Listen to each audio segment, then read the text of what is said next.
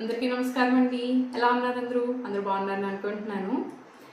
ముందు వీడియోలో పిల్లల క్లాస్లో ఎలా ఉంటుంది అన్నది తెలుసుకోవడానికి ట్రై చేశాను కదా. అంటే తెలుసుకున్నారు కరెక్ట్గా అనే అనుకుంటున్నాను.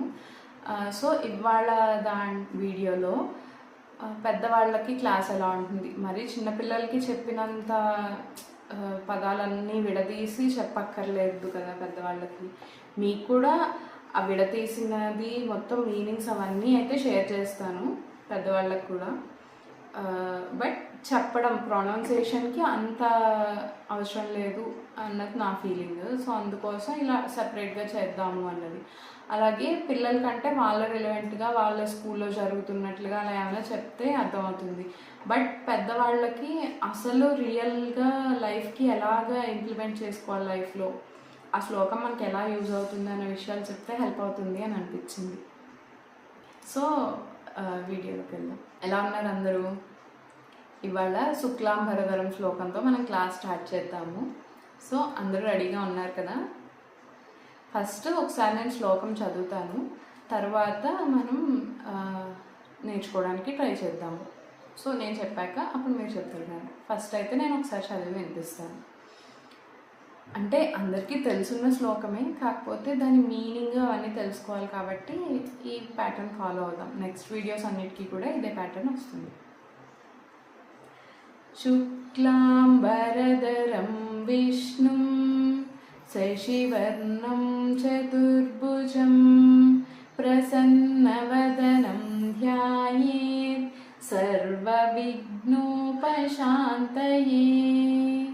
ఇది శ్లోకం. ఇప్పుడు నేను పదాలని విడివిడిగా చెప్తాను, మీరు నాతో పాటు నేను చెప్పిన తర్వాత చెప్పడానికి ట్రై చేయండి. శుక్లాంబరధరం శుక్లాంబరధరం విష్ణుం విష్ణుం శశివర్ణం శశివర్ణం చతుర్భుజం చతుర్భుజం ప్రసన్నవదనం ప్రసన్నవదనం ధ్యాయేత్ ధ్యాయేత్ సర్వవిఘ్నోపశాంతయే సర్వవిఘ్నోపశాంతయే.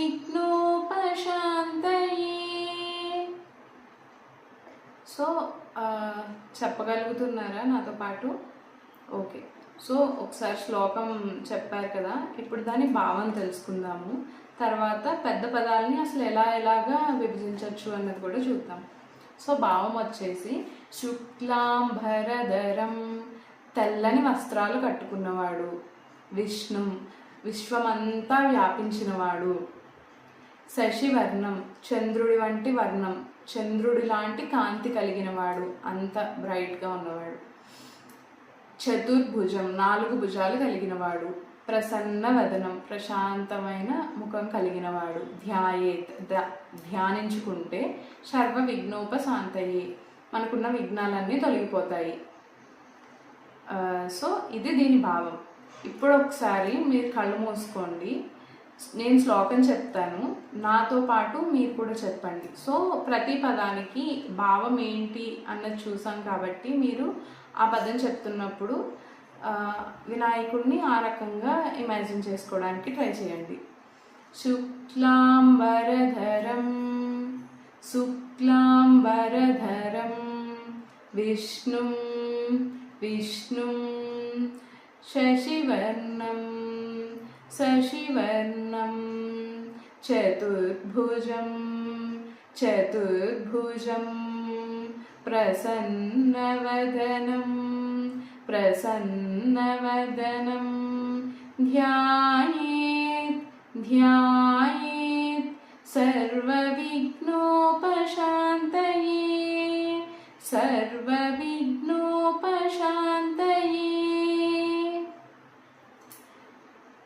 ఇప్పుడు ఇమాజిన్ చేసుకోగలిగారా? సో యాక్చువల్గా మనము ఫస్ట్ చెప్పినప్పుడు శ్లోకం కొంచెం కష్టంగా అనిపించవచ్చు, భావం తెలుసుకున్నాక చెప్తున్నాం కాబట్టి ఈజీగా అనిపించవచ్చు. ఇది మీకు అందరికీ తెలుసున్న శ్లోకం కాబట్టి ఫస్ట్ కూడా మేబీ ఈజీగా అనిపించవచ్చు. నెక్స్ట్ నేర్చుకునేవి శ్లోకాలకి ఆ ఫీలింగ్ వస్తుంది. సో ఇది ఇప్పుడు ఈ శ్లోకంలో ఉన్న పెద్ద పదాలని ఎలాగ పదవిచ్ఛేదనం చేయొచ్చు, ఎలా డివైడ్ చేయొచ్చు అన్నది చూద్దాం. సో శుక్లాంబరధరం, దాన్ని శుక్ల అంబరధరం. నార్మల్గా మనం ఏంటి శుక్లాంబరధరం అంటాం కదా, అలా కాకుండా శుక్ల అంబరధరం. శుక్ల అంటే తెల్లని, అంబర అంటే బట్టలు, ధరం అంటే ధరించినవాడు. విష్ణు శశి వర్ణం, శశి ప్లస్ వర్ణం, శశి అంటే చంద్రుడు, వర్ణం అంటే ఆ రంగు కలిగినవాడు. చతుర్భుజం, చతుర్భుజం చతుర్భుజం 4 భుజాలు కలిగినవాడు. ప్రసన్న వదనం, ప్రసన్న వదనం ప్రశాంతమైన వదనం అంటే ముఖం కలిగినవాడు. ధ్యాయేత్ ధ్యానించుకుంటే. సర్వ విఘ్నోపశాంతయే, సర్వ విఘ్న ఉపశాంతయే, సర్వ విఘ్న ఉపశాంతయే 3 పదాలు. సర్వ విఘ్నోపశాంతయే అంటే అది కరెక్ట్ కాదు, సర్వ విఘ్న ఉపశాంతయే. సో ఇది అన్నమాట. సో దీనికి సంబంధించి ప్రతి వర్డ్కి ఉన్న మీనింగ్స్ ఇవన్నీ మీకు మళ్ళీ వాట్సాప్లో షేర్ చేస్తాను. ఒకసారి మీరు క్లాస్ అయ్యాక ఒకసారి చూసుకుంటే మీకు కంప్లీట్ క్లారిటీ వస్తుంది. సో ఇప్పుడు దీన్ని అసలు మనకి రియల్ లైఫ్లో ఎలాగ యూజ్ అవుతుంది అంటే, ఇప్పుడు దీని భావం ఏంటి, తెల్లని బట్టలు కట్టుకొని ప్రశాంతమైన ముఖంతో 4 భుజాలు కలిగి ఉన్నవాడు అని మనం చూసాం కదా, మొత్తం విశ్వమంతా వ్యాపించినవాడు. సో వినాయకుడు వ్యాపించుంటే మనకేంటి, వినాయకుడు ప్రశాంతంగా ఉంటే మనకేంటి కాదు. వినాయకుడికి చెప్పిన క్వాలిటీస్ అన్నీ మనలో ఉండాలి అన్నట్టుగా. అంటే మంచిగా తెల్ల బట్టలు అంటే అది ఒక పాజిటివిటీగా తీసుకోండి. సో మనం ఎప్పుడన్నా ఇప్పుడు పని చేస్తున్నప్పుడు చిరాగ్గా చేస్తున్నాం అనుకోండి, ఒక పని కొంచెం ఫ్రస్ట్రేటింగ్గా చిరాగ్గా చేస్తే దాని నెక్స్ట్ పనులు కూడా ఆటోమేటిక్గా చిరాకు అయిపోతాయి. ఒక పని హడావిడిగా స్టార్ట్ చేసామంటే డేలో స్టార్టింగ్ రోజు మొత్తం అలా హడావిడిగా చిరాగ్గానే ఉంటుంది. సో ఎప్పుడు ఏ పని చేసినా కూడా ప్రశాంతంగా ఉండేలా చేసుకోగలిగితే మనకి మిగిలిన పనులు కూడా ఈజీగా అవుతాయి. సో ఆటంకాలంటే ఏవో పెద్ద పెద్ద యుద్ధాలు ఇవే కాదు కదా, పనిలో చిన్న తేడా వచ్చినా కూడా అది ఆటంకంలానే అవుతుంది. సో అందుకోసం శుక్లాంబరధరం అంటే తెల్లని బట్టలు అంటే పాజిటివిటీని మన చుట్టూ నింపుకుని. శుక్లాంబరధరం విష్ణు అంటే ప్రపంచమంతా వ్యాపించిన, మనకి ప్రపంచం అంటే ఏంటి, మన చుట్టూ ఉన్నదే. సో పాజిటివిటీని మన చుట్టూ నింపుకొని.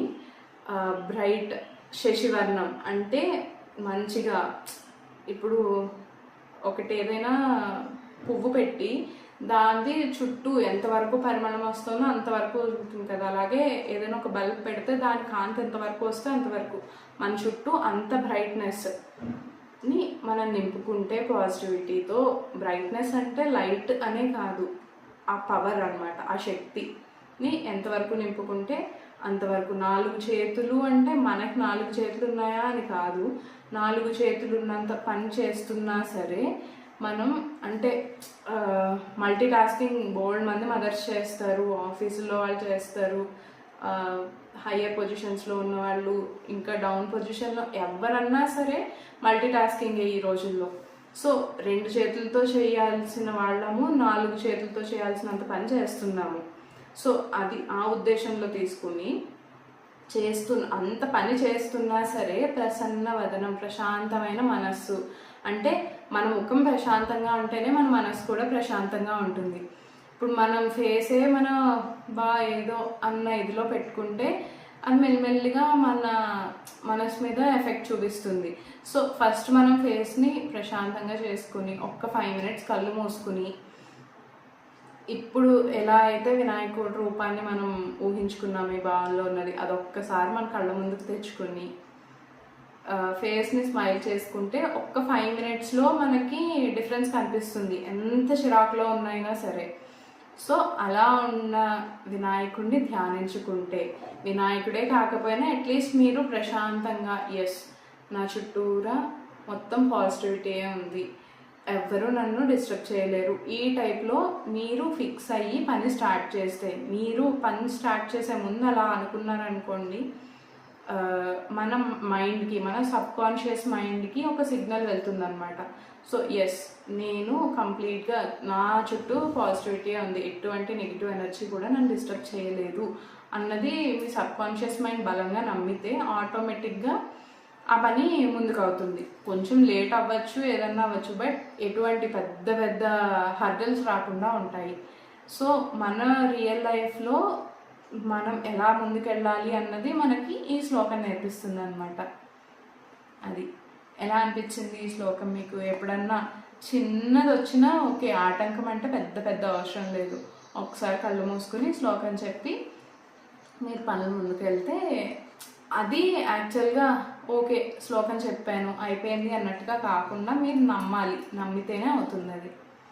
సో అదండి, ఒకసారి మళ్ళీ శ్లోకం చదువుదాము.